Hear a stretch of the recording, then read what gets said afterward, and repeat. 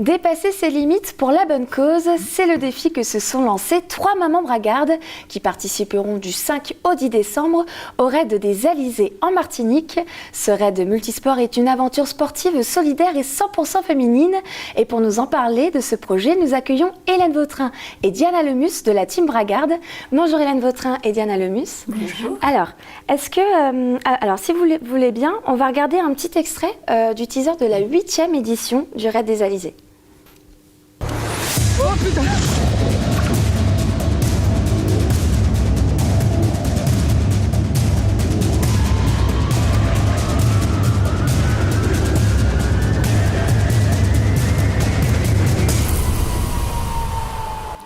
Alors, on a 75 équipes venant de toute la France qui seront au départ du raid des Alizés le 5 décembre. Est-ce que vous pouvez nous expliquer un peu le concept de ce raid ? Alors, c'est un raid multisport, donc ça veut dire qu'on va pratiquer plusieurs activités sportives pendant 4 jours. Donc, ça va être de canoë-kayak, la course à pied, trail, VTT et un peu de natation aussi. Plus un petit peu de course d'orientation, voilà, un mélange de tout ensemble pendant 4 jours. Et vous êtes 3 aussi ? Oui, c'est ça. Et on a aussi ce côté un peu aventure et nature aussi. Vous allez, on va dire, vraiment vivre une aventure 100% sportive et nature. Vous n'allez pas loger dans des hôtels, c'est bien ça ? Non, alors l'hébergement se fait en bivouac tout le temps du raid. Et puis on va monter, on va gravir le Mont Pelé. Okay. Et on va découvrir l'environnement, les paysages, la Martinique. Voilà. Et pourquoi avoir voulu participer ensemble à cette aventure sportive ? Avant, on en a déjà fait un l'année dernière, il y a 12 ans, le trail des étoiles au Verdon. Et donc, ça s'est tellement bien passé qu'on s'est toujours dit qu'on ferait bien un 12e, tout ensemble. Et puis oui, c'est donc une nouvelle expérience que vous vivez ensemble.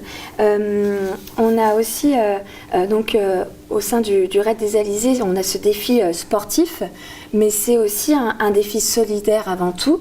Vous allez représenter l'association de soutien aux opérés du sein durant ce raid. Est-ce que vous pouvez me parler un peu de cette association ?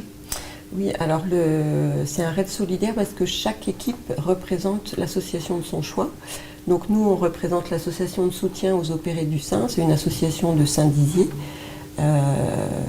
et qui accompagne et mène des actions de prévention, de dépistage sur le cancer du sein. Donc ça nous tenait à cœur de soutenir cette association en tant que femmes, parce c'est une maladie qui touche majoritairement les femmes.